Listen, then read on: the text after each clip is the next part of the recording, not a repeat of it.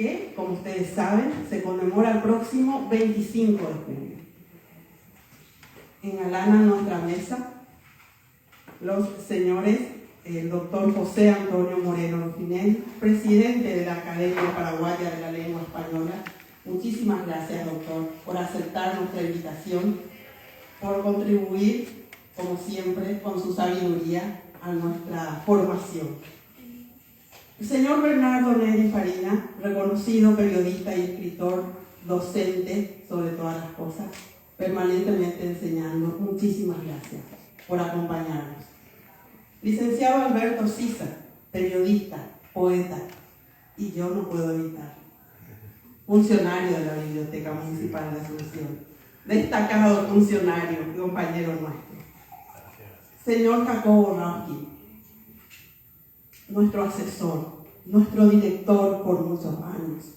No hace falta tampoco presentación para él. Es muy reconocido, un poeta muy reconocido, también docente, y su reconocimiento, al igual que los demás miembros de esta mesa, excede incluso nuestras fronteras. Así que para los cuatro va nuevamente mi agradecimiento. Y a todos ustedes por aceptar la invitación, por acompañarnos a compartir este tiempo donde vamos a escuchar sobre la literatura paraguaya, vamos a escuchar reflexiones verdaderamente importantes de estos grandes exponentes. Yo quiero también aprovechar este momento para acercar los saludos del arquitecto Félix Toranzo, director del Centro Cultural de la Ciudad Carlos Colombino Manzana de la Ribera, sede en el que nos encontramos nosotros. Nuestro director no puede estar presente hoy y se excusa, ya que le coincide con otros compromisos también institucionales. Es importante que recordemos que el Día del Libro Paraguayo se conmemora cada 25 de junio en homenaje al historiador Ruy Díaz de Guzmán, quien en esa misma fecha, pero en el año 1962, culminó la escritura del primer libro paraguayo denominado Anales del Descubrimiento, Población y Conquista del Río de la Plata. Quisiera pasar ahora a explicar un poco la dinámica de esta nuestra mesa redonda. ¿Sí? Vamos a escuchar en primer término a nuestros miembros de mesa y cada uno tiene un tiempo limitado para dar su ponencia. Si por ahí se van excediendo, yo voy a tener que interrumpirlos, ¿sí? Y vamos a escucharlos a ellos primero, ¿sí? Las 4 ponencias. Y al final de la última, ahí entonces vamos a proceder a las preguntas de ustedes. Vamos a manejarnos de esa manera. Bueno, entonces ya voy a dar pie al primer orador de esta mesa, señor Bernardo Neri Farina. Brevemente yo voy a dar algunos rasgos de su reseña biográfica, todas son muy extensas. Bernardo Neri Farina es periodista y escritor en diversos géneros: ensayos históricos, novelas, cuentos, biografías, crónicas, editor y prologuista. Él nació en Asunción, se inició en el periodismo en los años 70, ejerció el oficio en varios medios y fue director de diarios, radios, semanarios, revistas, periódicos digitales. Es miembro de la Sociedad de Escritores del Paraguay y miembro también del Pen Club Internacional del Paraguay. Ha sido director de varias colecciones de libros sobre literatura universal, literatura paraguaya, el pensamiento universal, historia del Paraguay y biografías de personalidades paraguayas y universales. En su condición de escritor, tiene actualmente más de 20 libros publicados y es académico de número de la Asociación Paraguaya de la Lengua Española, de la APALLE, que sabemos que corresponde a la Real Academia Española. Entonces, señor Bernardo Neri Farina, escuchamos.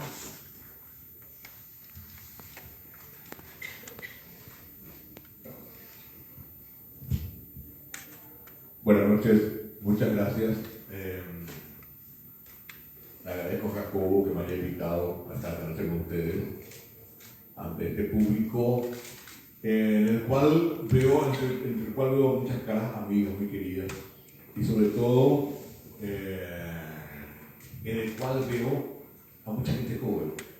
Y eso me crea un compromiso enorme, porque dirigir a gente joven, sobre todo hablando de literatura, proyecta una exigencia específica. Más aún hoy día, en que la literatura paraguaya, en buena medida, se sustenta en su proyección en muchísima gente joven. Durante toda la existencia de la literatura paraguaya orgánica hubo gente joven que había basado la organicidad incipiente al comienzo y después quizás más aunada de la literatura, pero hoy día hay muchísima gente joven y mucha gente joven que se destaca, y sobre todo mucha gente joven que comienza a proyectar hacia el exterior su trabajo literario. Le estaba hablando con Jacobo que a mucha gente le causa asombro que tenemos chicas jóvenes que hoy son bestsellers en ciertas plataformas virtuales. Quizás no están muy reconocidas acá, pero sí venden muchísimo en Amazon, en estas plataformas digitales, ¿no? Hace poco se publicaron algunos libros de ellas de forma física, y realmente es una nueva generación que está teniendo un lenguaje suyo propio de este tiempo, y además una proyección como quizás pocas veces tuvo la literatura paraguaya hacia el exterior, que es una asignatura pendiente aún orgánicamente de nuestra literatura. Decía que la literatura paraguaya tiene, como en pocas etapas de su historia, mucho fundamento en el que es joven. El ganador de la primera edición del premio Beatriz Rodríguez Alcalá de González Odone, auspiciado por la familia y por la Academia Paraguaya de Lengua Española, es un muchacho de 26 años que publicó ya su segunda novela, para que ustedes se den cuenta de la franja etaria que va asomándose en la literatura paraguaya. Pero es importante tener gente joven para que la literatura crezca, que adopte el lenguaje de nuestro tiempo y que proyecte hacia el futuro las letras del Paraguay. Pero nunca debemos olvidar las bases, los fundamentos, porque eso es lo que nos da identidad. Porque cada generación debe ser una continuidad de la anterior y una preparación de la posterior, para que esto sea orgánico, para que podamos hablar de literatura, si no paraguaya, literatura hecha en el Paraguay, literatura que nos da una identidad como miembros de una comunidad nacional, que es muy importante. Porque muchas veces la literatura es la forma de describirnos, de mostrarnos al mundo, de hacer saber cómo somos, qué somos, de dónde venimos y hacia dónde vamos. Se suele muchas veces dividir el proceso literario de Paraguay en 4 etapas. Comienzos del siglo XX, la década del 50, la década del 80 y también, yo les voy a agregar, las primeras décadas del siglo XXI. Comienzo la década del siglo XX, donde aparecen las primeras obras literarias de 3 extranjeros que marcaron la literatura: Rafael Barret, don José Rodríguez Alcalá y Goicoechea Menéndez. Conste que ya en 1877 Juan Crisóstomo Centurión había escrito la primera novela y publicada la primera novela de Paraguay. Escrita y publicada la primera novela de Paraguay. Así, pero la publicó en Nueva York. Se llama Viaje Nocturno de Gualberto, que es una novela autobiográfica donde él relata sus experiencias en la guerra, que hasta que nos encuentre otra es la primera novela de un paraguayo que se publica. Barret fue muy importante. El propio Roa Bastos después nos va a decir Roa fue el hombre que nos enseñó a escribir a los paraguayos. Pero de aquellos primeros años del siglo XX en que Barrett, don José Rodríguez Alcalá y Rocochea Menéndez inician una tour literaria, y quizás se encuentre también ahí Viriato Díaz Pérez, que era una especie de amigo y consejero de todos, una eminencia literaria que fue un gran maestro del tiempo. De ese tiempo pasaron varios años hasta que se consolidara un poquito la literatura paraguaya. En 1988 aparece El Huascú, el primer libro de cuentos de un señor que se llama Gabriel Casaxia, que posteriormente escribió otro libro de cuentos, en 1947, El Pozo. Y después Gabriel Casaxia ya se lanza con todo para iniciar el itinerario de la gran literatura paraguaya con un idioma universal, con La Babosa, en 1952. En ese tiempo también otro paraguayo, José María Rivarola Matos, publicó Follaje en los ojos, y un año después aparece El trueno entre las hojas, el primer libro en narrativa de Augusto Roa Bastos.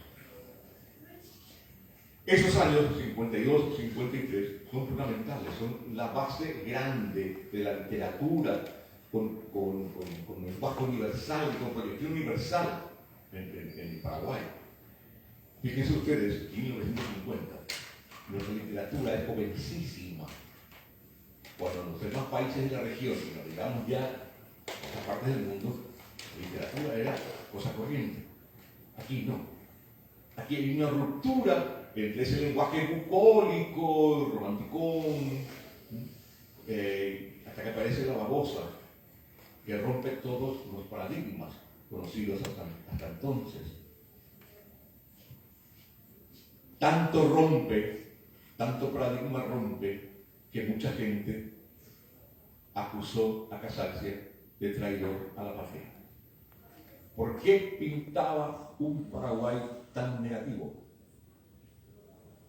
De ahí la famosa respuesta de Casaxia que decía: yo solamente describo la realidad, cámbienme la realidad y yo escribiré novelas hermosas. ¿Qué nos quería decir con eso? Que la literatura debe ser siempre el reflejo de la sociedad y no un remedio de nuestras propias preferencias en lo social, o en lo político, o en lo económico. Y a partir de ahí comienza una gran historia de nuestra literatura. Cuando hubo gente que se atrevió a describirnos tal cual somos, a decirnos estos somos y cómo somos. Y fíjense lo que son las cosas. Los tres publican en Buenos Aires. Los tres escribieron con un distanciamiento de la situación en el Paraguay. Esa distancia, esa perspectiva, les dio a ellos la claridad que necesitaban para entender muchas cosas que quizás no iban a entender, sino no iban a asimilar concretamente si estaban acá inmersos en la situación. Entonces, nosotros le debemos a Buenos Aires muchas cosas. Ahí aparecen nuestros primeros grandes libros de literatura. Y ahí también prolijan la música, la mejor música paraguaya. Algunas veces nos dan rabia porteños sobre todo. Pero ¿cuánto les debemos a ellos? En muchas cosas.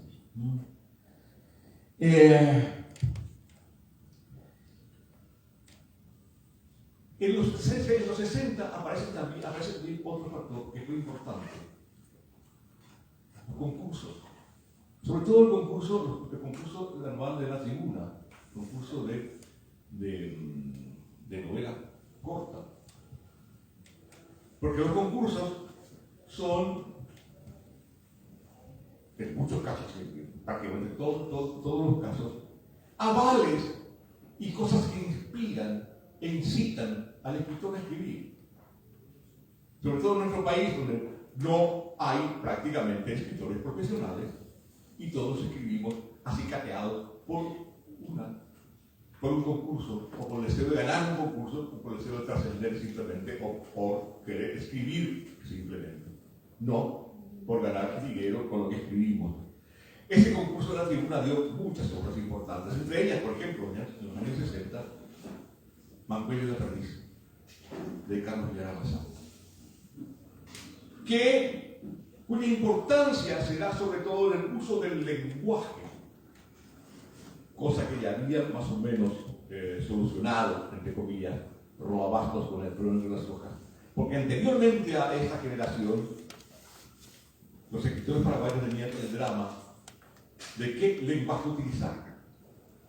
Se podría aplicar en la literatura paraguaya el lenguaje coloquial, el lenguaje propio de los paraguayos, castellano paraguayo, que tiene mucho de mezcla de guaraní, hasta de construcción de guaraní.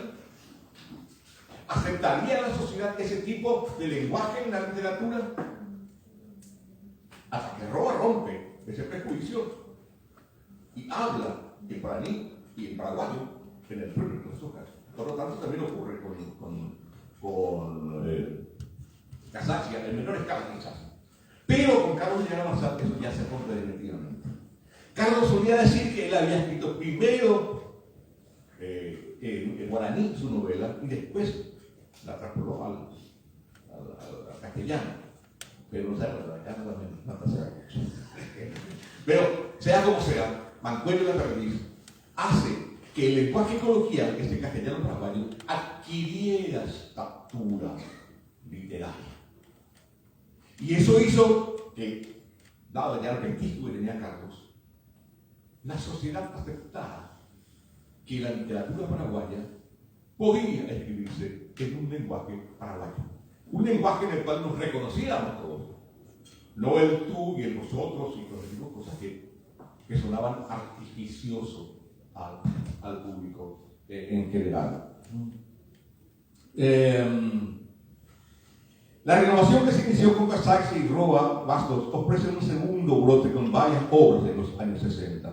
Las musarañas de Jesús Renestosa, El laberinto de Augusto Casola y las novelas de Lincoln Silva. A ellas podemos agregar obras de Santiago Dimas Aranda y la novela La sangre y el frío de Ovidio Benítez Pereira. Gente a lo mejor que no suena ya hoy, que se quedó en el olvido, que no está en el canon cotidiano, pero nombres que debemos rescatar por un hecho de justicia, porque nunca vamos a poder decir que conocemos literatura paraguaya si olvidamos a nombres capitales de la literatura paraguaya. La mayor parte de los escritores se publicaban en Buenos Aires o recurrían a la autoedición. En 1980 aparece la editorial Napa, de un héroe nacional, Juan Bautista Rivarola Mapa, que permitió que muchos narradores hallaran una vía para que sus obras dieran la luz. No era fácil publicar en el Paraguay antes de los 80. Uno debía pagarse su publicación, inclusive los medios tecnológicos eran bastante pobres, primarios. Y siempre estaba la comparación de un libro que venía de Buenos Aires y un libro publicado en Paraguay. Hasta que viene Napa y rompe un poquito ese esquema. Y comienza también con Napa otras editoriales a emerger y a publicar obras paraguayas y obras en los años 80 de mucha gente cuyos trabajos era peligroso publicar en los años 80. Después se incrementó una nueva editorial. Desde 1980 hasta 1995 se aprecia un aumento del sentido universal del relato, incluso lo que pertenece a la tradición folclórica. La vindicación de que las historias del imaginario colectivo paraguayo pueden trascender hacia la universalidad se aprecia, por ejemplo, con un libro capital para mí, Angola y otros cuentos de Elio Vera, aparecido en 1984. La narrativa paraguaya comienza a localizar sus escenarios en el ámbito urbano, preferentemente a partir de los años 80, en que Paraguay todavía, años en que todavía el Paraguay tenía un sentido casi rural. Paraguay era un país mayoritariamente rural. Asunción era una ciudad rural, prácticamente. Un fenómeno de los 80 fue la proliferación de los talleres literarios. En 1984 surgió el taller de cuento breve de otra personalidad fundamental, Hugo Rodríguez Alcalá, que ocasionó la aparición de estupendas escritoras. Emerge la gran generación de escritoras en el Paraguay de los años 80. Casi todas las escritoras que aparecen en los 80 declaran su deuda con el espíritu de Josefina Plath. La proliferación impulsó, en buena medida, la narración intimista que describe el mundo mental de los personajes. Se apreciará con ellas un planteamiento más individual de la visión de los problemas sociales y del mundo exterior a los personajes, como ocurre en la novela de Raquel Zaguier. Muchas autoras optarán por la reivindicación y la denuncia de la sumisión a la que se encuentra sometida la mujer en todos los ámbitos. Hablamos todavía del tiempo de la dictadura. El mejor ejemplo de esa temática es la novela Los crudos del silencio, de René Ferrer. La cuentística femenina, además, se expandirá hacia temas y estilos variados, incluso a la narrativa ecológica, con obras de Luisa Moreno y la misma René Ferrer.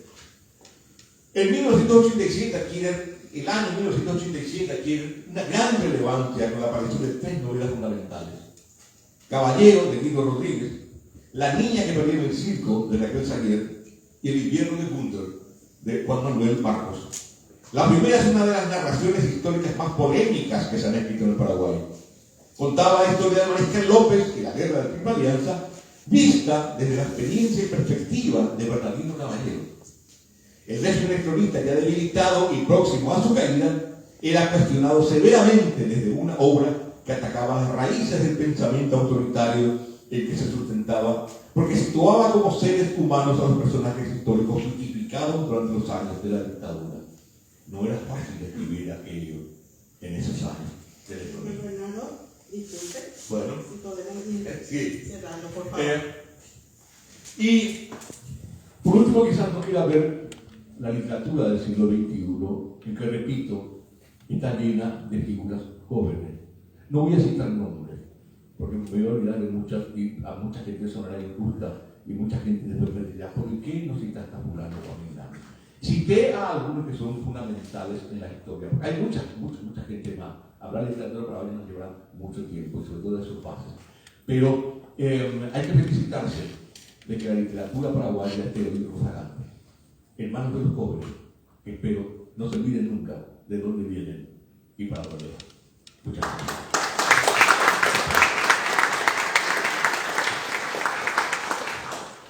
Excelente presentación del señor Bernardo Neri Fariña.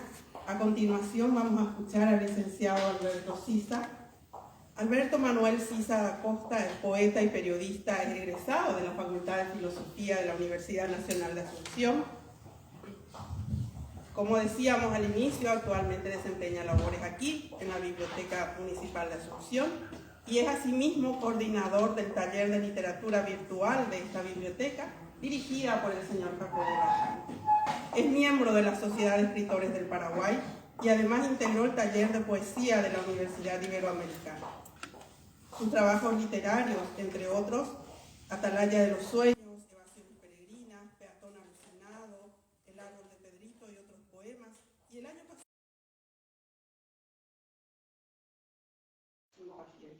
Alberto Sisa. Alberto. Muy buenas noches.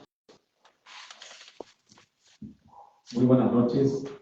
Antes que nada, quiero agradecer a mi amigo Jacobo Rauti, quien me invitó para participar de esta mesa redonda sobre literatura paraguaya, por cual me siento muy honrado de compartir con tan eminentes intelectuales paraguayos. Así también quiero destacar que hoy están aquí dos queridos profesores de literatura de lengua española, la profesora Estela Apellar de Acuña, que fue mi profesora en la Facultad de Filosofía, y el profesor Ángel Jiménez, que fue mi profesor de primer curso en el Colegio Naciones Unidas, quien está presente hoy aquí. ¿Qué se merece? indudablemente que la realización de esta mesa redonda sobre literatura paraguaya que organiza la Biblioteca Municipal Adulto Lavastos a través de la Dirección de Cultura de la Municipalidad de Asunción nos permite obtener un panorama general sobre diversos aspectos que hacen a la literatura paraguaya, que nos servirá inclusive de base direccional para discernir y reflexionar acerca de dónde venimos, qué somos y hacia dónde vamos, como bien dijera el querido amigo Bernardo.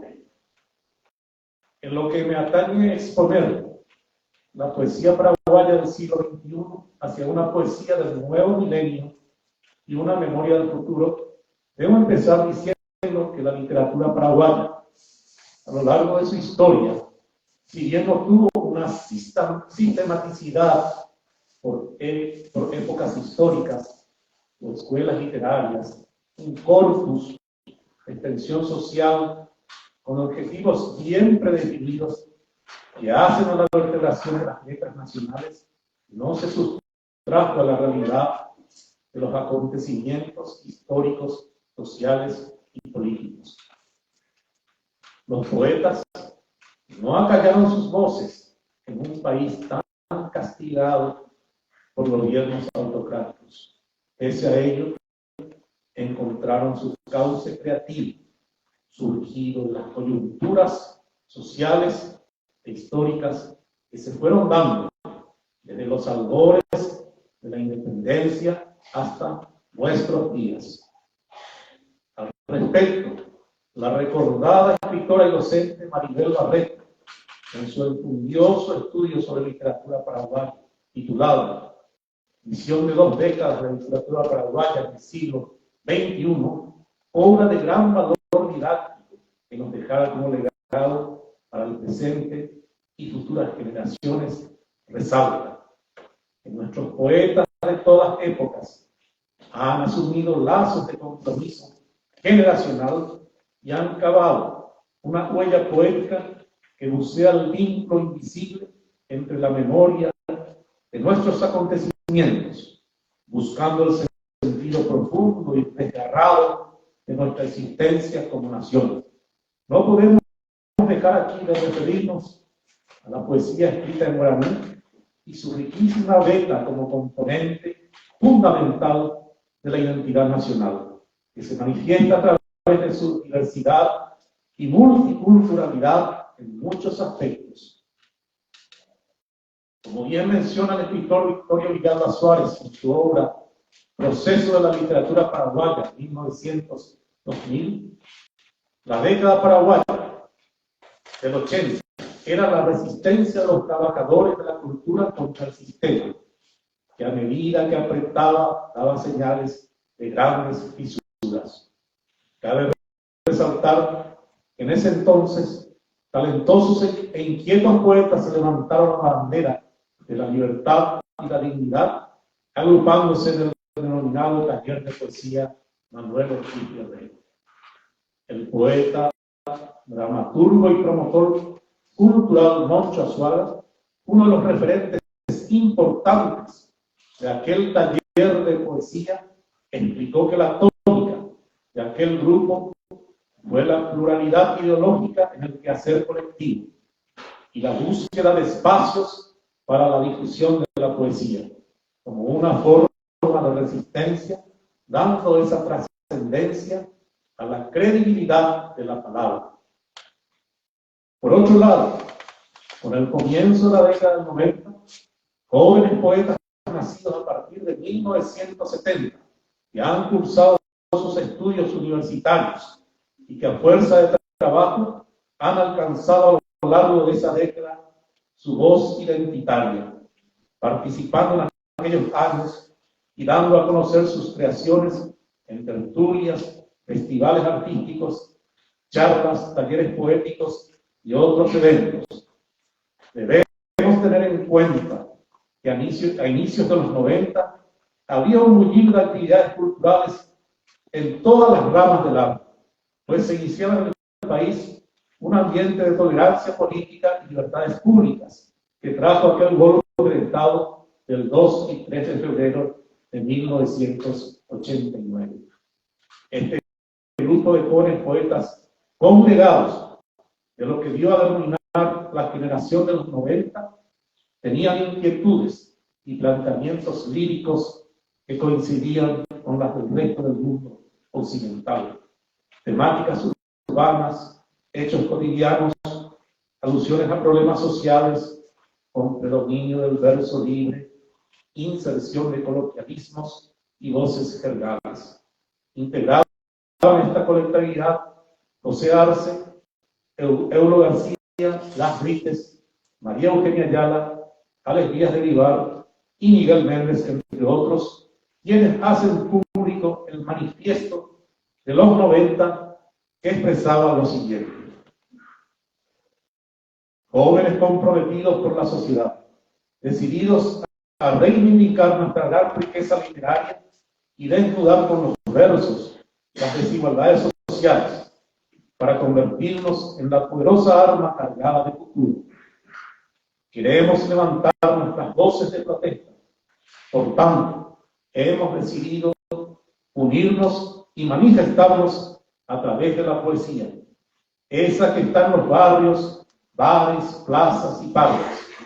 Te invitamos a unirte al ejército de poetas jóvenes para luchar por el espacio que nos han legado y que hemos perdido hace años. Conteste a esos nuevos aires que se vivían a principios de los 90, aparecen los talleres de poesía El Pájaro Azul y el Espacio Sajonia, sitios referenciales de reunión de los miembros de la generación de los 90. Estos puntos se constituyeron en activos núcleos propulsores de actividades literarias consecuentes con los ideales propagados por el referido manifiesto. Por aquellos años aparece la Academia Universitaria, bajo la orientación de los escritores Bernardo Pistilli y José Pérez Reyes. El presidente histórico de esta agrupación literaria estuvo en aquella maravillosa generación de poetas del 50, bajo la sabia conducción del padre César Alonso de las Sierras. Algunos referentes de esta pléyade son José Luis Aprellar, Ricardo Mazó, José Gómez Sanjurjo, Carlos Villagra Marzal, Rodrigo Díaz Pérez, Camilo Domínguez, entre otros grandes poetas. Acerca de lo que se escribe hoy en día, la escritora Maribel Barreto, refiriéndose a la literatura paraguaya en la actualidad, expresaba que es memoria retentiva, renovación reconstructiva, apasionante e indicativa, rescate y recordación, es evaluación y contraste. Es un universo nuevo que los escritores hoy tienen. Al respecto, destacaba que los jóvenes pueden gozar de una atmósfera de la libertad sin malos recuerdos obsesivos, ni experiencias negativas que nublen sus recuerdos. La misma apuntaba que la literatura paraguaya en general se desliza en dos vertientes: la de temas históricos, políticos, y la nueva, que transita por universos fantásticos, artificiales, o devela al mundo femenino en su intimidad y sus sueños. En la actualidad existen escritores jóvenes que escriben poesías con una excelente calidad creativa y vivencial, vuelta a su mundo interior, acerca de sus angustias existenciales, sueños y esperanzas. Sus textos experimentan con estructuras de variados formatos y recursos estilísticos de múltiples matices. En algunos predominan un sentido existencial intimista y a la vez metafísico, y en otros encontramos poemas que son fragmentos líricos, poemas breves de logradas imágenes con sentencias aforísticas que recogen así cierta poetización de sus sentimientos. Tópicos como el amor, la ciudad, la política, están presentes en cualquiera de sus secciones, abiertas, permeables e interactivas, insertas en un diálogo transversal.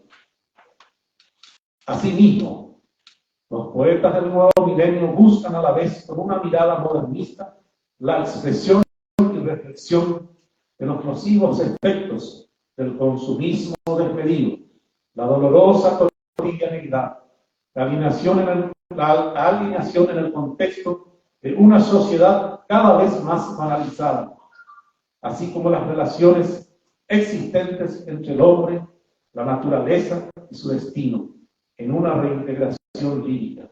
Es decir, la poesía presente como valor universal que puede tocar todos los temas de la creación, que puede recorrer todo el universo poético y se dirige al tú, al mundo. En obra de los novísimos poetas encontramos asimismo una inquietud a una visión sociológica de la ciudad y sus habitantes, sus conflictos y desigualdades sociales, así como una introspección reflexiva de la finitud del hombre, hoy más que nunca latentes por los efectos devastadores de nuevas y nocivas enfermedades virales, así como las guerras fratricidas que siguen asolando al mundo con el empleo de armas cada vez más letales y el temor creciente de una hecatombe nuclear amenazante en el horizonte. Por otra parte, la poesía paraguaya del nuevo milenio ha tomado varios campos en su línea temática y estilística, con una variedad interesante de nuevas voces distintas a las del siglo anterior, sin una relación epigonal que los une. La nueva poesía paraguaya, se puede decir, adquiere un carácter urbano-social, pasando asimismo por la línea de escritores jóvenes que tienden hacia una poesía gótica, con ciertos toques románticos, y por otro lado, una fragmentada, plena de neologismos y de imbrincados giros semánticos, conformando así la vanguardia paraguaya contemporánea. No obstante, en cuanto a la poesía en general, el siglo XX no renueva la poética del siglo XXI. La modernidad continúa afianzada con la tradición, en donde se interactúan diversas poéticas que ya vienen del siglo XX. En tal sentido, considero que hoy en día se sigue la tradición ante los dictados de la modernidad. Sí. Debo reconocer que existen hoy en día propuestas en torno al libro y la lectura muy favorables, a pesar del casi nulo apoyo estatal. Estas son las bibliotecas callejeras, emprendimiento iniciado en la capital y que se extendieron en las comunidades del interior del país. Por otro lado, la realización de ferias de libros a lo largo del año, la aparición del cómic sobre temas literarios e históricos, así como los talleres literarios, casi siempre de vocación pedagógica. Asimismo, la dinámica actividad emprendida por la Sociedad de Escritores del Paraguay, SEP, Escritoras Paraguayas Asociadas a EPA, PEN Club del Paraguay, Club del Libro, que organizan y promueven eventos culturales, difundiendo y apoyando las obras de autores nacionales. Por otro lado, para ir cerrando, existen espacios que se constituyen en centros culturales alternativos en el microcentro capitalino, como Literaití, Caracú, La Chispa, El Granel, que reúnen a poetas para lecturas de poesías, tertulias, coloquios y mini ferias artísticas. También en el mes de noviembre de cada año se realiza el Festival de Poesía denominado Ombligo Lírico, con la participación de nuevas voces poéticas, así como las ya consolidadas, que promueve la unión generacional, coloquial y fraterno, siendo de estos hechos muy auspiciosos y saludables para la literatura paraguaya. Eric Campos Herrera, nuestro renombrado autor de Cenizas Redimidas, señalaba que no haya arte inútil, que no haya belleza divorciada del pueblo. Soy firmemente convencido de que la nueva poesía paraguaya seguirá avanzando, pues la poesía está aprendiendo fuertemente en muchos jóvenes que buscan su espacio y se lo están ganando a fuerza de trabajo y la acción vocativa por la palabra, aquella que surge como generadora de conciencia, ilusión y subversión. Un pueblo no se expresa sino por la voz de sus escritores. Esta es la de los jóvenes. Vivimos tiempos difíciles. No obstante, en todo tiempo oscuro existe un resquicio de luz, y la poesía es la luz que seguirá trasvasada en la otredad, iluminando esa conciencia nunca dormida en el hombre para bien de la humanidad. Muchas gracias.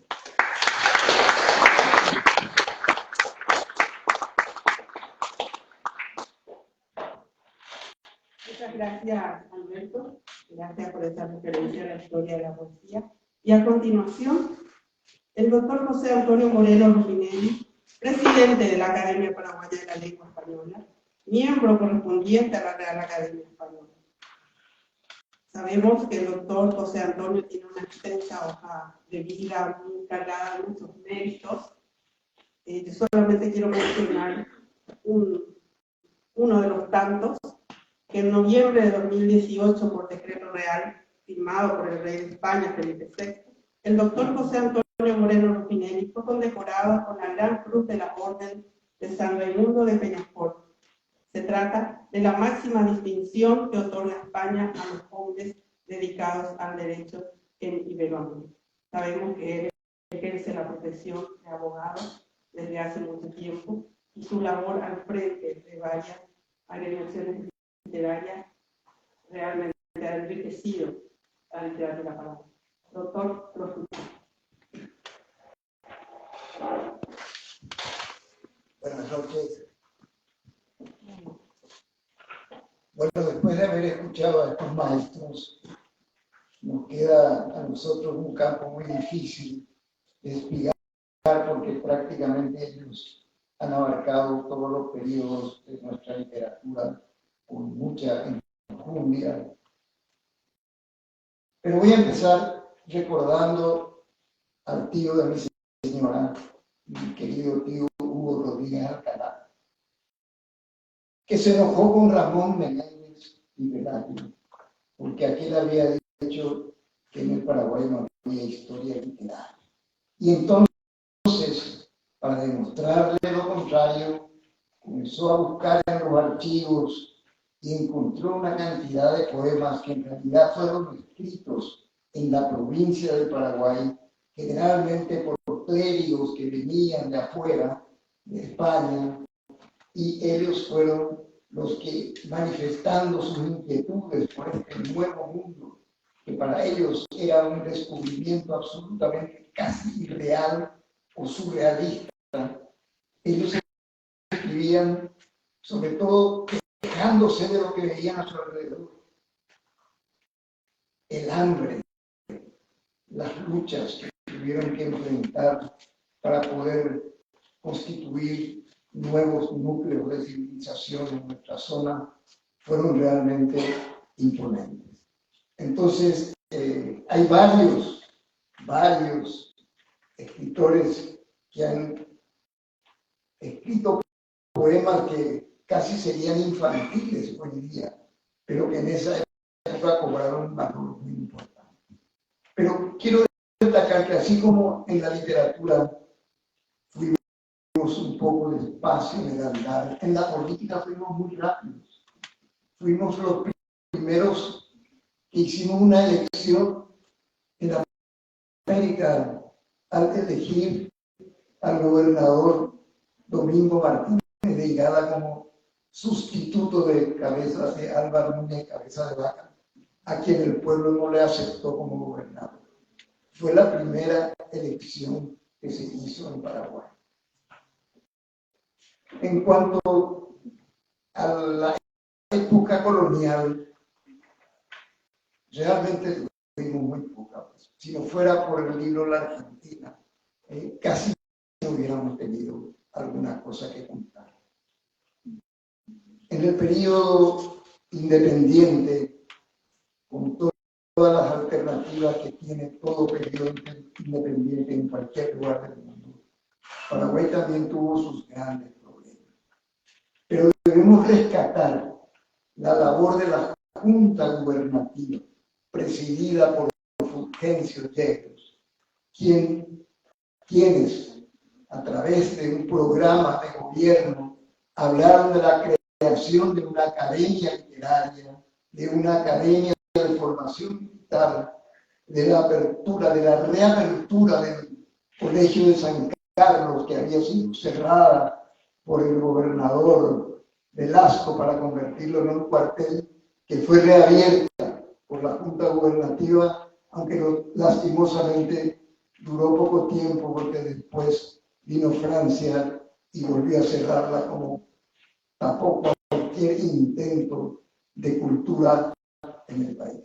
Entonces vino un tiempo muy oscuro que en alguna medida fue superado con la aparición de Carlos Antonio López, que volvió a crear la Academia Literaria en el año 1942, y aunque de ella surgieron pocas obras, hubo algo muy importante, que fue la traída al Paraguay de un connotado escritor español, Ildefonso Bermejo, que fue el que dio las pautas a las nuevas generaciones de cómo debíamos escribir en Paraguay.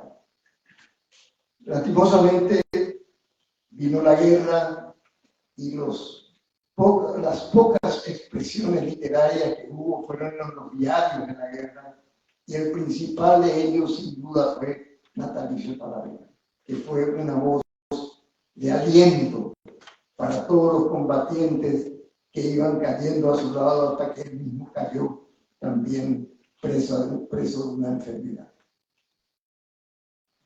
La guerra terminó, pero comenzaron los problemas internos, terribles problemas internos. Tuvimos cambios de presidente, tuvimos un presidente que duró un día, tuvimos procesos políticos muy complejos, tutelados por las fuerzas de ocupación, tanto de la Argentina como de Brasil, que querían seguir marcando pautas dentro de la República del Paraguay para atraer a sus intereses. Tanto que estuvo acá el barón de Río Branco en la década del 60-70, y luego vino el barón de Cotegipe, con quien se firmó en 1872 el Tratado de Paz. Llamémosle Tratado de Paz, que fue el que demarcó los límites del Paraguay con el Brasil. ¿Qué pasó en esa época? Hubo escritores que vinieron de la Argentina al Paraguay, paraguayos, como los de Hood, por ejemplo, que escribieron muchísimas obras importantes para el Paraguay. Uno de ellos, José II, es el autor principal del proyecto de constitución que se aprobó el 25 de noviembre de 1870. Pero hubo otros más. Vino también Gregorio Benítez, que fue un hombre importante, que había estado durante la guerra como representante paraguayo en la Bretaña y en Francia, atendiendo las compras que hacía el gobierno paraguayo para sus armas, etc. Y también vinieron momentos políticos importantes, porque fueron los momentos en que nacieron los dos partidos tradicionales del Paraguay: el Partido Asociación Nacional Republicana y el Partido Liberal. En julio del 87 el Partido Liberal, en septiembre del 87 el Partido Colorado, que se formaron en torno al Gran Club del Pueblo y al Club del Pueblo, que eran ya los organismos que estaban funcionando como organizaciones políticas. A partir de ahí ya comenzó en el horizonte paraguayo el problema con Bolivia. Y entonces todos nuestros escritores, los que vinieron luego del 70, comenzaron a trabajar su literatura más bien en la historia que en la propia literatura. Los grandes escritores de fines del siglo XIX y comienzos del siglo XX, a quienes se agrupa generalmente en la generación de 900, fueron todos escritores dedicados a la defensa de los intereses del Paraguay. Comencemos por Cecilio Báez, porque era el mayor de todos, había nacido en 1865 en plena guerra, y fue seguramente uno de los más grandes polígrafos que tuvo el Paraguay, y fue seguramente uno de los profesores más distinguidos que ha tenido la Facultad de Derecho del Paraguay. Cecilio Báez escribió muchísimo, de todas las cosas que ustedes se puedan imaginar, de la historia diplomática, del derecho constitucional, de la historia del Paraguay, de la gobernación del Paraguay, del problema de Charcas, de la audiencia de Charcas, cómo se traspasó al Paraguay cuando se hizo la división de la provincia, en la provincia de Río de la Plata y la provincia de Astuto, etcétera, etcétera. Fue un hombre extraordinario. Luego vinieron sus discípulos, y uno de ellos, Juan Emilio Leari, tuvo la osadía de enfrentarse con él en una de las polémicas más famosas que recuerda la historia del Paraguay. ¿Por qué? Porque Juan Emilio Leari fue el que trató de reivindicar la figura del Mariscal López, que hasta ese entonces estaba siendo totalmente olvidada, incluso porque la Argentina tutelaba al Paraguay y no dejaba que se festejen los días de la independencia, tanto que el centenario, el primer centenario de la independencia paraguaya de 1911, no se pudo conmemorar porque la Argentina hizo una protesta por tal sentido. Y el libro que había escrito mi abuelo Fulgencio R. Moreno sobre la independencia del Paraguay, para esa ocasión tuvo que presentarse al año siguiente, en 1812, y sigue siendo un clásico de la historia del Paraguay, el libro del estudio de la independencia, escrito por él.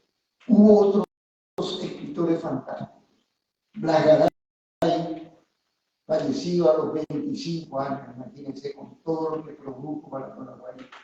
Había ido a España, al archivo de Indias, había espiado en los archivos, vino y escribió varios libros, y luego por un problema de defensa de la honorabilidad que hizo un señor, porque se sintió agredido por un artículo escrito por Blas Garay en su diario, lo retó a duelo, luego se murió a los 25 años. Blas Garay tiene una pérdida enorme para nuestro país. Otros grandes escritores fueron, por supuesto, Ignacio Apane, sociólogo de gran trascendencia para el país, y hay muchos otros que conforman esa generación que realmente honra a nuestra República. En lo poético, toda la poesía, podemos decir que hasta la mitad de la segunda década del siglo XX fue épica. Después aparece un señor muy poco conocido que se llama Heriberto Fernández y que está considerado por quienes estudian la poesía como uno de los más grandes poetas que tuvo el Paraguay. Luego aparecen las famosas leyendas de Alejandro Guárez, siendo la más famosa aquella que habla de la casona, Caserón de viejos tiempos.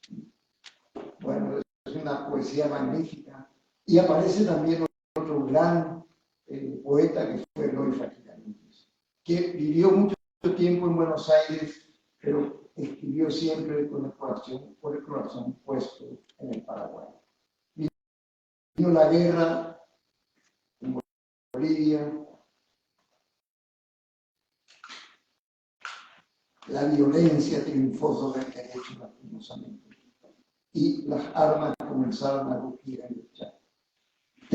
Terminada la guerra, aparece una nueva generación de escritores.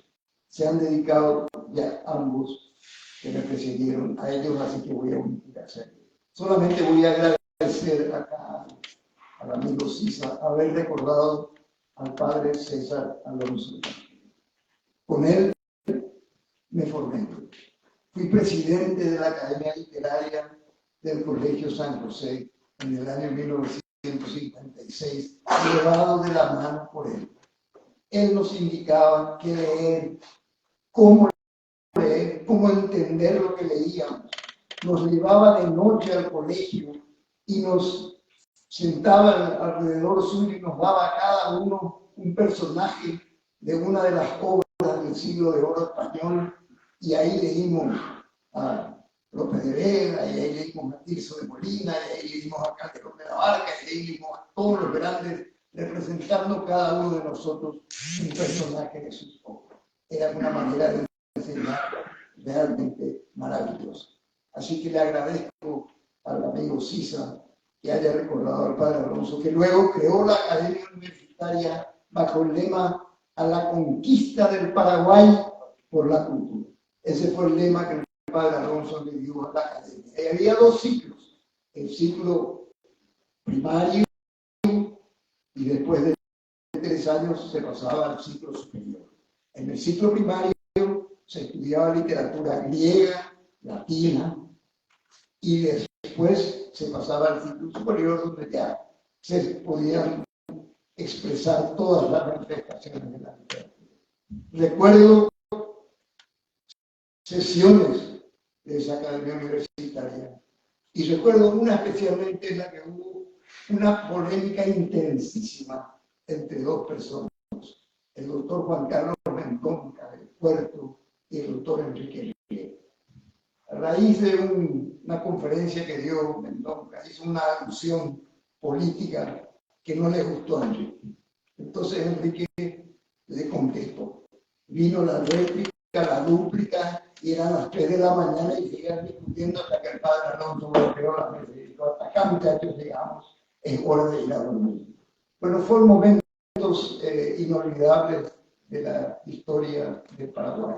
Grandes literatos nacieron de esa academia universitaria.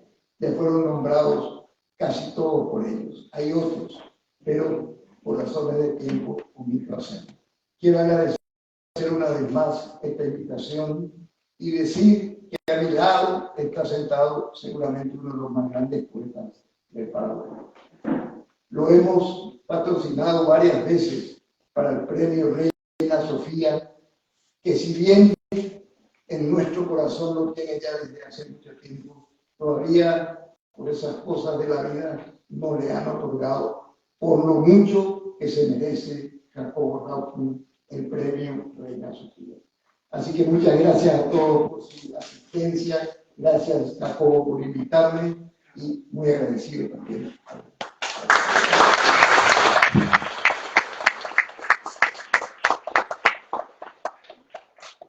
Muchísimas gracias, doctor José Antonio. Brillante su ponencia también. Bueno, y ahora, don Jacobo Rautmann, maestro, poeta, un poco papá, ¿no? Yo hablo siempre desde mi rol de funcionaria de la Biblioteca Municipal. Creo que ya otra presentación no hace falta, sino que ya directamente lo escuchamos. Muchas gracias. Buenas noches.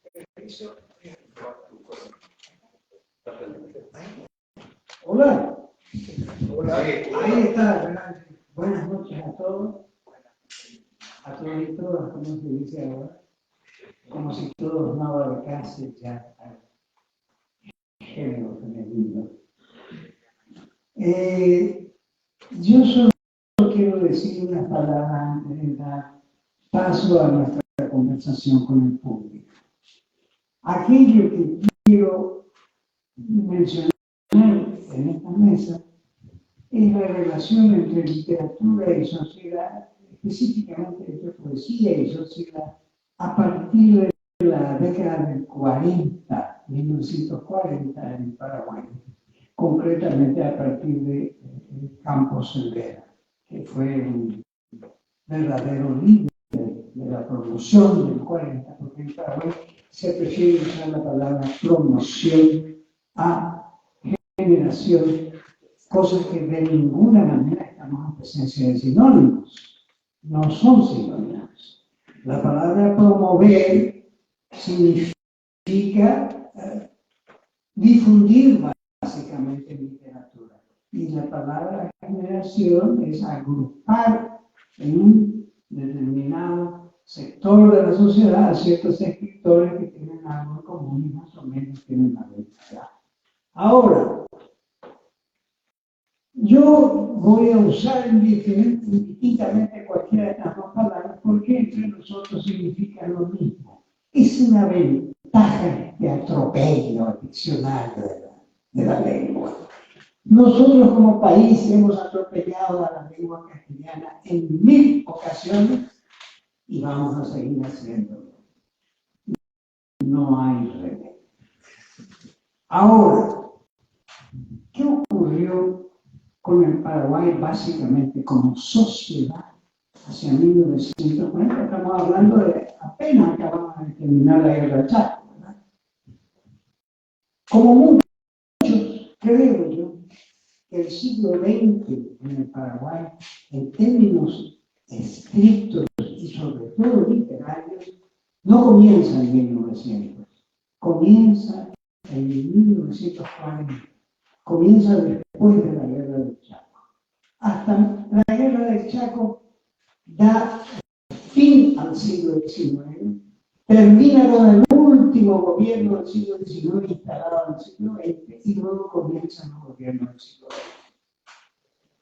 Nos guste o no, esa es la realidad. La realidad de una generación literaria y una generación nacional.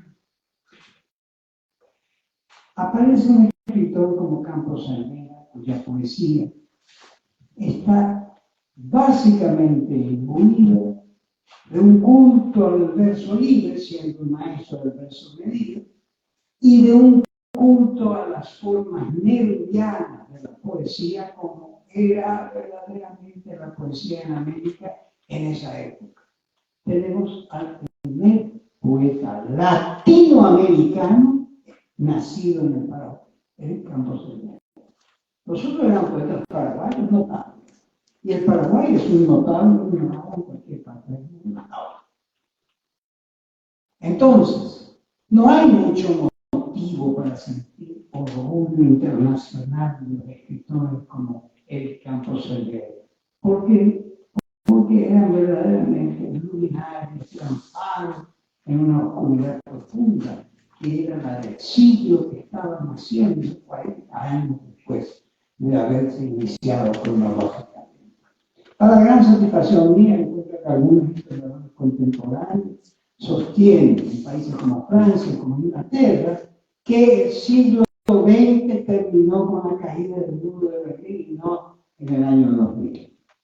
Es muy interesante porque no dan fidelidad cronológica ni coincidencia cronológica. Esa poesía incluida por Neruda, el fuerte acento social, diríamos hoy, en la crítica literaria, de fuerte acento social, la trae Campos Almera y la difunde gracias a los medios impresos del Paraguay, como los periódicos que fueron los responsables de que el Paraguay luchara contra la oscuridad. Los periódicos paraguayos, pues a ellos les debemos que de tanto en tanto aparezca un cuento, un poema, un ensayo. Los libros eran de muy difícil publicación. Entonces aparece ese grupo que da origen a la nueva poesía paraguaya, que escucha la voz de los ismos del siglo XX, como surrealismo, entre ellos Óscar Ferreira, uno de los primeros en tratar de difundir algo de surrealismo en Paraguay, y otros poetas que vivieron la generación del 40, está la señora Clara, la señora Josefina Clara, que nadie deja de considerarla paraguaya por haber nacido en España. Entonces, hay que entender que esa exageración, ese grupo, da origen a un grupo que aparece apenas termina la guerra civil. Este grupo aparece apenas termina la guerra del Chaco Y el siguiente grupo aparece apenas termina la Guerra Civil del 47. Es el grupo del Colegio San José, donde trabajó entre otros poetas, escritores y amigos de las letras, dirigido por el padre Alonso. Ahora, es curioso que nosotros necesitamos un fuerte derramamiento de sangre nacional para que pueda nacer una nueva generación de poetas. Nacen Apleñar, Mazo, Ramiro Domínguez, a quien hay que citarlo siempre también como un, vamos a usar la palabra, promotor de las letras de sus compañeros. Y otros poetas de igual valor o similar. Ese grupo sigue avanzando y llegamos hasta los años 60, donde aparece otro, y ahí más o menos yo quiero ir terminando porque en el sentido generacional, yo entiendo que la poesía paraguaya continúa del 40 al 50, del 50 al 60 como tomada de la mano. Y después a uno lo toman del tobillo, al otro lo tiran a la pileta, al otro hacen cualquier cosa, ya es otra. La poesía que viene después ya es otra. Ya es otra. Con todo, es la que tenemos y es la que debemos insistir en difundir y en ayudar a sus poetas a que nos representen a todos. Bueno, yo solamente quería decir estas palabras de estos tres pequeños grupos, que ya se habló largo sobre ellos también, y quisiéramos ahora que aparezcan las preguntas de los participantes de esta mesa. Por favor, Laura, vamos a abrir una pregunta.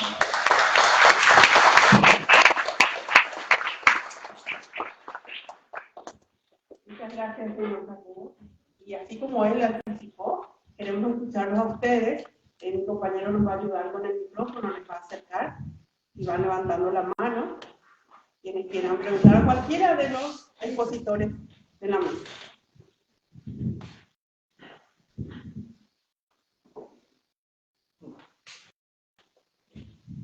Si no hay preguntas, a lo mejor puede ser algún comentario, alguna acotación que pueda seguir enriqueciendo nuestra mesa.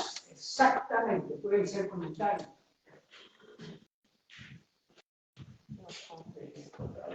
Bueno, José, yo empezaría para mi amigo y colega Bernardo. ¿Qué nos puede decir el tema de la ley del libro y cómo eso se puede concatenar con el Plan Nacional de Lectura? Bien, grosso modo, la ley del libro pues, lo que proyecta es que el Estado se haga cargo de la promoción del libro y de la lectura, para que el libro de lectura llegue a todo el país, a todos los estamentos, sobre todo en las escuelas y los colegios públicos. Y esa difusión del libro, de la lectura, se va a dar precisamente a través de un plan de lectura que debe ser liderado por el ministerio correspondiente. Hoy, lastimosamente, tenemos un ministerio de educación que se ocupa de los techos mal hechos, que se ocupa de los kits escolares, que se ocupa de los kits de comida, que se ocupa de las sillas, de las mesas, y lo que menos se ocupa es del currículum. Y de promover aquello que realmente debe promover, que es la educación verdadera, en la base que es el libro. Hay una ley de libro actual que va a ser derogada por la nueva ley, que hace que el Estado asuma el papel que debe asumir como fuente fundamental de promotor de la educación y de una educación basada en el instrumento fundamental de la educación, que es el libro. El libro, ya sea físico, electrónico, que sea, pero el libro y la lectura, es decir, volver a las fuentes. Si no leemos, qué tipo de educación podemos esperar. Estamos viendo que los grandes países europeos que han transitado por varios caminos están volviendo a los cuentos, están volviendo al libro, están volviendo a la lectura oral, están volviendo al dictado. Es decir, cosas elementales que habíamos perdido anteriormente y que ahora debemos recuperar porque los resultados de aquella sustitución no fueron los mejores. Entonces, aleluya que se promulgue cuanto antes esta ley del libro para que el Estado asuma realmente la función que tiene como factor educador.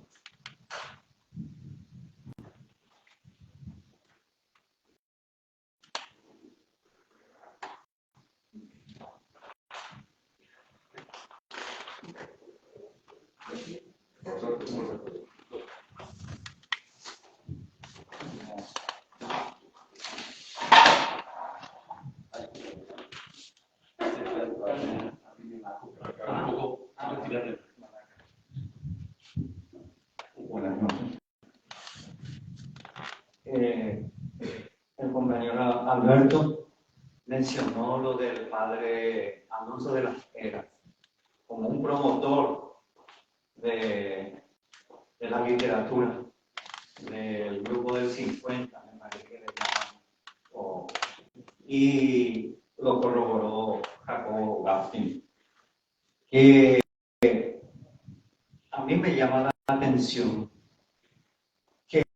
de la importancia que tiene la metodología activa, vivencial, en que se lee realmente, que cada alumno lean las obras literarias y no se reduzca la enseñanza de la literatura en la historia cronológica.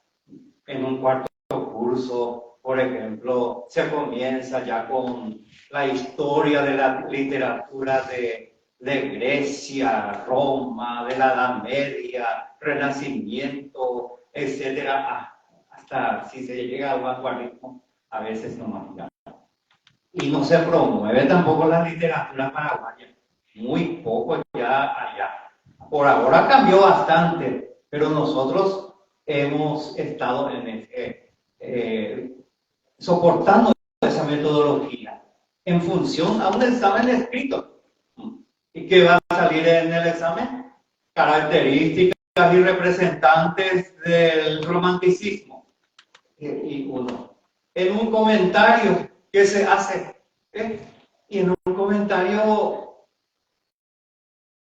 datos biográficos se concentran en los datos biográficos del autor, características y otras cosas así, obras escritas, pero muy poco se vivencia realmente en las obras, porque en las obras se encuentra la riqueza, el lenguaje, los valores, todo.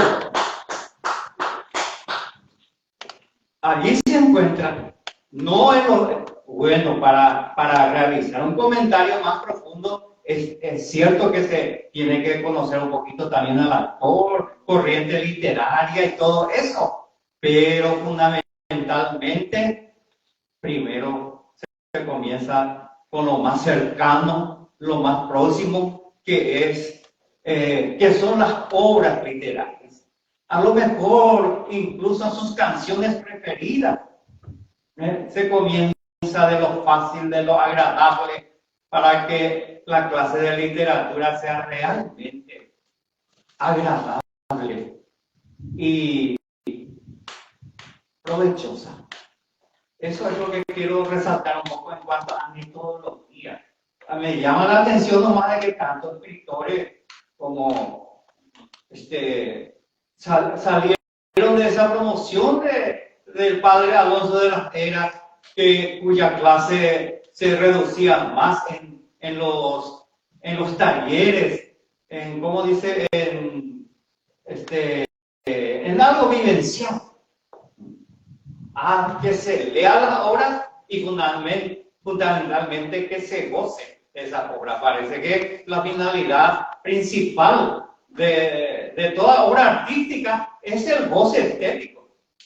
Muchas gracias.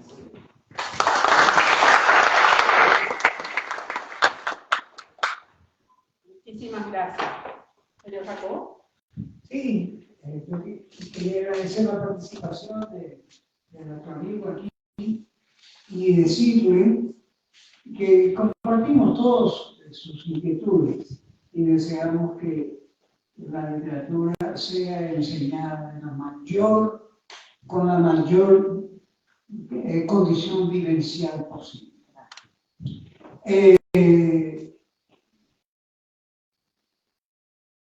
Pero hay algo que no debemos olvidar.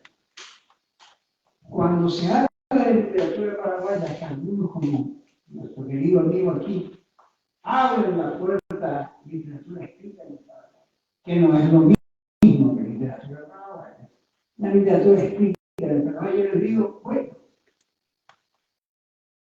hay en realidad entre los miles y miles y miles de escritores que tiene, por ejemplo, a lo largo de su historia, hay algunos que son escritores de provincias, de los reinos españoles, algunos son escritores de toda España y algunos son escritores de la humanidad. Eso no cabe la menor duda de que la justicia distributiva en literatura es esa. Millones escriben para su público, miles para un público un poco mayor y un par de docenas escriben para la inmortalidad. Con ese par de docenas tenemos por cumplir nuestro objetivo de profesor. No tenemos por qué perder el tiempo enseñando a los alumnos de alumnos de alumnos. Enseñemos a aprender nosotros. Enseñemos a los grandes. Y los grandes de verdad son pocos. No siempre pertenecen al mismo país. En algún caso puede pertenecer a algunos a ese país y otros no. Pero enseñemos como si fueran. Tomemos un gran escritor de cualquier país y enseñemos como si fuera un escritor nativo aquí en Caraguá. Hagamos ese esfuerzo para universalizar la literatura paraguaya y saldremos ganando todos, porque habrá una literatura no solo escrita en Paraguay, sino también paraguaya, que recoja aspectos que son propios de la sociedad. Yo tengo una teoría personal al respecto, que no quiero hacerla ni pública, ni quiero difundirla, pero es la que me guía para escribir. Espero que todos la tengan, o tengan una parecida, porque no pueden escribir si no sienten cierta afinidad con sus compatriotas. Pero hay muchos autores paraguayos que no tienen ninguna posibilidad de integrar el esfuerzo de un pobre chico que está siendo alumno de literatura por aprender, porque no vale nada lo que el tipo escribió, y es paraguayo, y no vale nada, y el otro es argentino y no vale nada, y el otro es español y no vale nada. En la literatura está llena de nulidades, la expresión de Oscar Wilde, ¿no? Nulidades llamaba él. Entonces ya no quería decir escritores de nulidades. Entonces, tenemos que comenzar por hacer el trabajo de los críticos que en el Paraguay han faltado, y han faltado en todos los campos, particularmente en la literatura.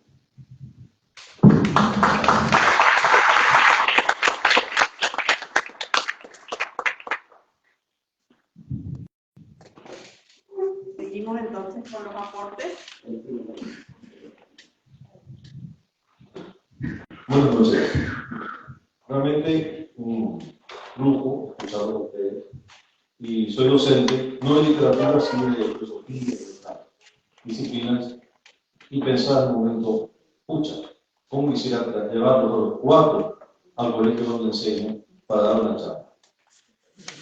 Porque honestamente fue muy ilustrativo todo, muy enriquecedor y también cuestionable. Sobre lo último que dijo don Jacobo, es cierto, la enseñanza de la literatura es una tarea ardua, sobre todo cuando uno se encuentra con que los programas oficiales son un remedio de iniciación. Lo digo porque, por más que yo enseño antropología, filosofía, más los chicos conversan conmigo sobre lo que están leyendo en ese momento, que los profesores le dicen, le indican, porque son los canónicos que el ministerio pone. Y a veces sucede, o muchas veces sucede, que se pretende que un chico de 16, 17 años lea y entienda una obra como Hijo de Hombre o Cien años de soledad, habiendo otras obras de esos mismos autores que son mucho más accesibles para alguien que son. Y me dice una colega, en estos días estoy hablando justamente, pero ¿cuándo van a leer? El asunto no es cuándo van a leer, el asunto es que disfruten la lectura. Y algún día, si la disfrutan, van a agarrar un libro más denso, por decirlo de alguna manera, más complejo, y van a llegar a leer Hijo de Hombre, de las Hojas, hasta lleguen tal vez a Yo el Supremo, que no es una obra fácil de leer, pero a lo que quiero llegar es lo siguiente: ¿qué se puede hacer o qué como sociedad hacer para estimular y no espantar a los chicos de la lectura de los grandes escritores que tenemos en este país? Sobre todo teniendo en cuenta que nos encontramos en desventaja con la infinidad de recursos audiovisuales, multimediales y demás que hay hoy y que ocupan no solamente el espacio disponible para difundir ideas y demás, sino sobre todo ocupan el tiempo de los chicos. Cuando uno trata de hablar con un adolescente de ciertos temas cotidianos, se hace difícil porque viven encerrados en su burbuja. Y a veces los docentes tratamos de romper esa burbuja a martillazos y no se puede, porque no es un martillo lo que va a tener la burbuja, sino un trabajo de goteo, de desgaste, en todo caso de limar esa parte más de la burbuja y poder penetrar con una obra interesante. Cuando también estaba hablando el profesor hace un rato de cómo pretender que algo que es una experiencia vivencial y única como el goce literario, el disfruto de la literaria, cómo transformarlo en algo, una experiencia académica. En esa transición de lo vivenciado académico se produce una pérdida feroz. Se mata el placer, se mata el goce estético que puede producir una obra y se traduce o se convierte en algo estéril, algo que simplemente sirve para ganarse unos puntitos por un trabajo, pasar un examen y cumplir con una exigencia ministerial. Mi reflexión va por ahí, ¿cierto? Me gustaría, no sé, ver la manera de influir en quienes van a tener que asumir el nuevo gobierno, y Dios nos libre lo que va a hacer a partir del 15 de agosto, para que estas cuestiones se traduzcan en políticas educativas, donde la literatura tenga cabida no como materia, sino como experiencia.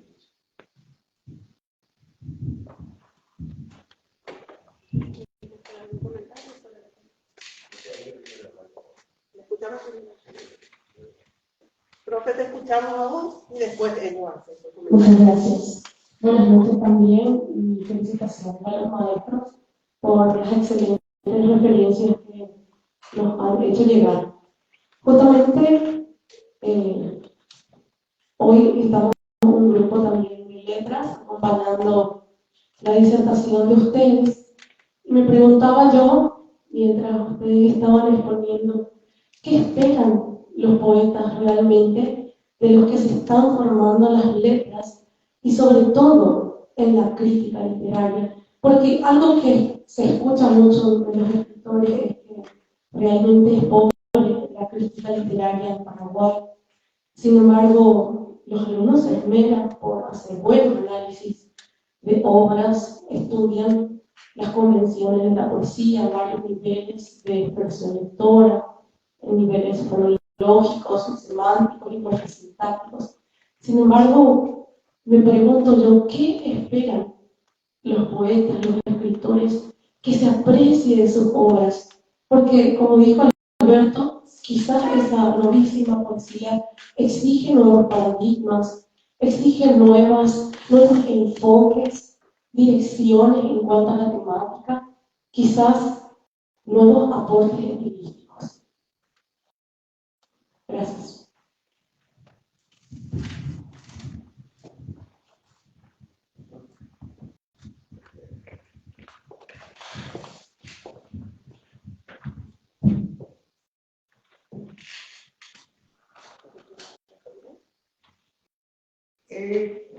Agradezco las palabras de la participante. ¿Se escucha bien? En nuestro debate. Y quiero recordarle a ella un par de cosas nada más. En todo el mundo, no solo en Paraguay, en todo el mundo hay una tendencia impulsada por la cátedra para simplificar la enseñanza. Esto no solo es algo que afecte a la literatura o a la filosofía o a la historia, afecta incluso a las matemáticas. Entonces, esa tendencia a querer simplificar la enseñanza, a la literatura en particular, le ha privado de algo terrible. En realidad se lee literatura, me refiero, no libros técnicos, sino literatura. Literatura pues se lee por el placer de leer. Nadie tendría que leer jamás una novela, un poema, un cuento, si no disfruta de su lectura. Es una pérdida de tiempo, no tiene sentido. Entonces, eso complica la enseñanza, porque en una clase que tiene 20, 30, 40, 50 alumnos, la experiencia de la lectura es la que nosotros estamos tratando de valorar. Aquí un compañero habló, un participante, habló claramente de la experiencia literaria frente a la pura enseñanza de la lectura. Bueno, nos deja pensando en que se pierde mucho tiempo, entre 30, 40, 50 años, si es que se va a dirigir uno a cada uno, se trata de simplificar. Entonces, los profesores dejan de ser como Platón, que caminaba con 3 o 4 alumnos privilegiados y buscaban un árbol que esperaba que cayera una fruta y se la comían, para sencillamente masificar.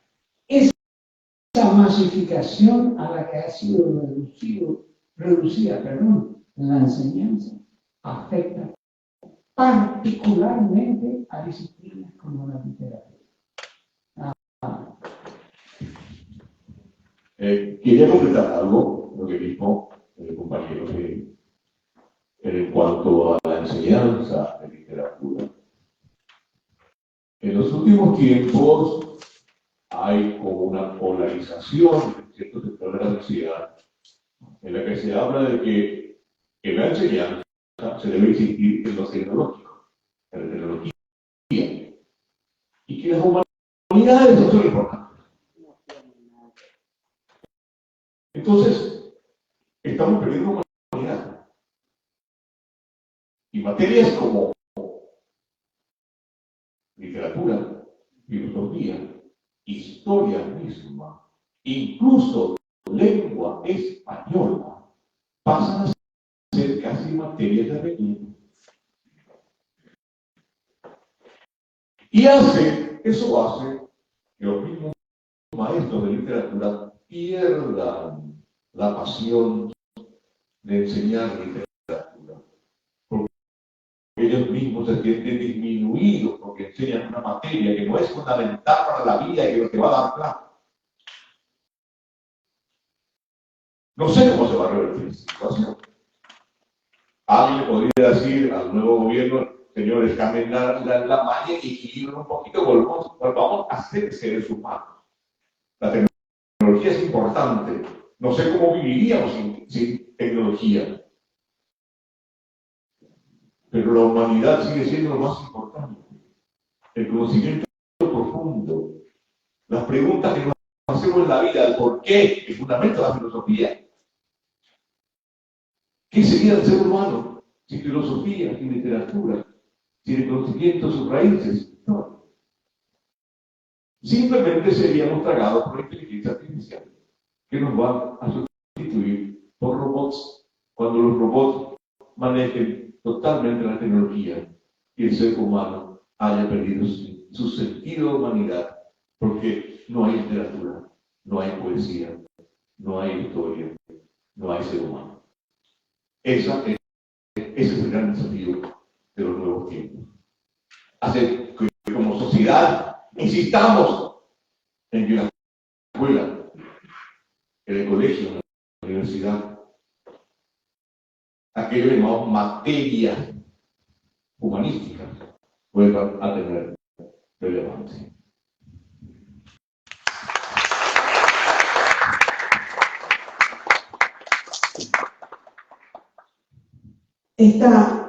Nuestra mesa redonda sobre literatura paraguaya fue una idea de don Jacobo Rafki. Ya a fines del año pasado, él proponía esta actividad. La convocatoria a esta mesa celeste también estuvo a su cargo. Su intención era justamente la que hoy se logró: conversar sobre la literatura paraguaya. Conversar sobre esos tiempos iniciales y continuar en los tiempos actuales. Decía el señor Bernardo al inicio de nuestra mesa redonda que él estaba muy contento de ver tantos rostros jóvenes. Decía la profe también de que trae a estudiantes jóvenes. Y decía don Bernardo que es importante que la literatura se renueve, la literatura paraguaya se renueve, pero que no debemos olvidar las bases, decía él al inicio. Y luego cada uno de los ponentes fue agregando y enriqueciendo un poco esa idea también, y además de las intervenciones de usted. Yo creo que sí, si no hay alguna palabra de cierre que quieran dar los miembros de mesa, podemos nosotros cerrar aquí esta mesa redonda con el compromiso de continuar probablemente con otra en unos meses más, aprovechando el conocimiento, la experiencia de calidad que tenemos aquí en mesa y entre ustedes también. Así que muchísimas gracias, don Jacobo, por su trabajo, por sus ganas, por su entusiasmo, por su labor. Don Bernardo, don Eli Parina, muchísimas gracias por aceptar nuestra invitación. Doctor José Antonio, un lujo para nosotros. Alberto Sisa, un orgullo nuestro. Muchísimas gracias. A los profesores que nos acompañan, a los compañeros de la Biblioteca Municipal y de todo el Centro Cultural de la ciudad, a ustedes, los asistentes, muchísimas gracias. Nosotros los invitamos a compartir ahora un brindis aquí enfrente y a seguir hablando entre nosotros de esto que es un poco la literatura.